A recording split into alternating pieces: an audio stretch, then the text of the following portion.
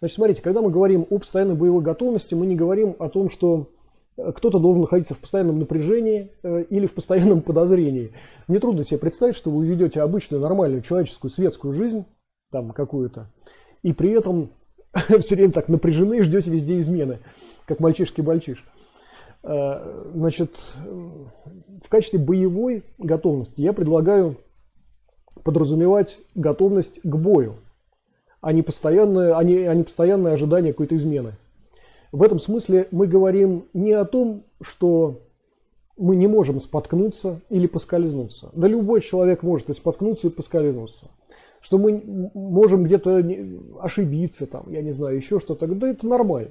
Мы же нормальные люди, обычные. Боевые искусства, ребят, не воспитывают суперменов. Как и какой-нибудь инженерный вуз не воспитывает суперменов. Инженерный вуз воспитывает инженеров. Спортивный вуз воспитывает спортсменов. Какой-нибудь, я не знаю, там, ремесленное училище воспитывает ремесленников. Боевые искусства воспитывают бойцов. Суперменов, ребят, нет такого вуза, нет таких специальных обучающих программ, которые воспитывают суперменов, которые все могут. Вот, поэтому боевая готовность какая-то наша связана с тем, что мы готовы к бою, а не готовы к тому, что вот постоянно какая-то, мы на стреме на постоянном находимся. Это вот первое, наверное, с чего надо начать, да? Вот. Второй момент. Значит, еще раз, поскользнуться там, еще что-то такое, там даже упасть, ну и что такого? Ну, бывает. Просто боец, если упадет, наверное, не разобьется, не сломает себе шейку бедра, да? Вот. Или там головой не ударится о лед. Во-вторых, ну, вот я, например, не знаю, с тех пор, как я практикую боевое искусство, падал на льду, ну, может быть, пару раз только. Вообще, если тело у вас достаточно раскованное, у вас нога там одна скользит, например, она выезжает из-под тела, вы даете ей уехать и никуда не падаете. Чуть оседаете, получается, да? Вот. Но, тем не менее, бывают разные случаи. Бывают, конечно. Все может быть. Вот.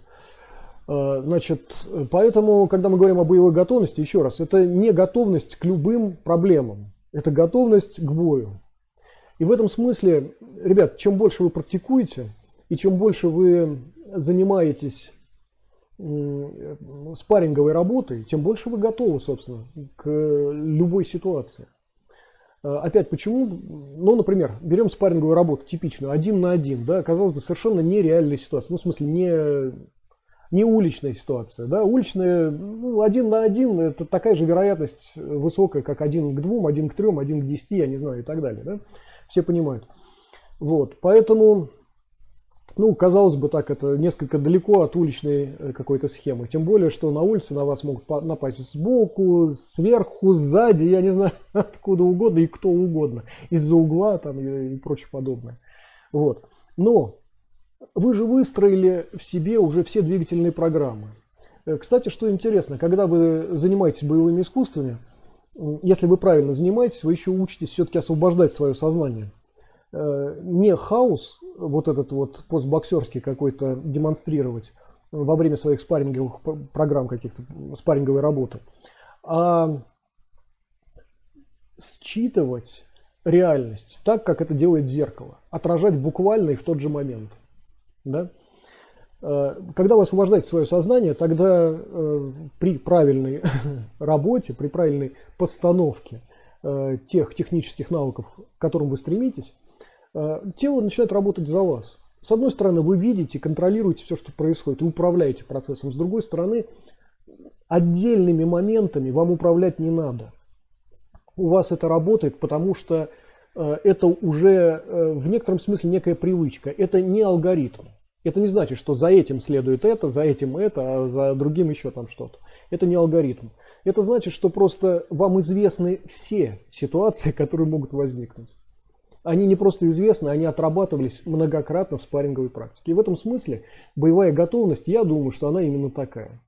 Поэтому, когда вот здесь вот в вопросе звучит, что кто-то там вот спаррингуется, там тренируется, что-то такое, а потом хлобысь и где-то поскользнулся, упал, ну и что? Упал и упал. Это не имеет отношения к боевым практикам. Плоховато, когда вы спаррингуетесь на льду и падаете. И то вы можете работать лежа, сидя там и так далее. Да? И вставать надо уметь там, и все остальное. Вот. А когда здесь вот пишется, что кто-то редко спаррингуется, редко тренируется, а при этом у него какие-то рефлексы волшебные, он такой всегда готовый.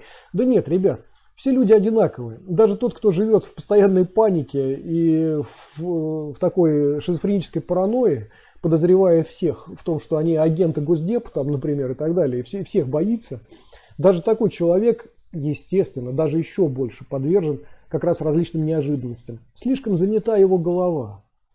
Вот, поэтому, нет у нас суперменов, ребят, все одинаково уязвимы, одинаково. Но при этом не все одинаково могут справляться с поставленными перед ними проблемами. Вот наша задача справляться с этими проблемами посредством боевых искусств. Я думаю, что это достаточно полный ответ на вопрос, как мне кажется. Александр пишет, классная аналогия с зеркалом. Считывание реальности. Да-да, вы знаете, на самом деле это навык, который, конечно, большинству бойцов приходится развивать. Вообще этот навык чаньский, или дзенский, если хотите, если вы японские боевые направления практикуете, то дзенский, да, если китайские направления вы практикуете, то чаньский. Это чаньская фишка такая, да, помните, я уже говорил о том, что один из символов буддийской медитации связан как раз с тем, чтобы вы реальность отражали. Вы должны постоянно полировать зеркало своего сознания для того, чтобы на нем не накапывалась пыль, да, пыль вашего я, вашей трансформации реальности, вашего перепроживания реальности, потому что это задерживает вас и не дает хорошего результата, как кривое зеркало. Кто был в комнате кривых зеркал, в курсе, да, как искажается реальность в этом кривом зеркале. Вот ваша задача, а в мутном зеркале тем более, почти ничего не видно, да? Вот ваша задача отполировать свое сознание до момента, когда вы считываете все с чистого листа. Не так, как кто-то для вас переписал, не так, как вы переосмыслили что-то, а буквально так, как есть. Это вот то, к чему я все время веду на нашем канале.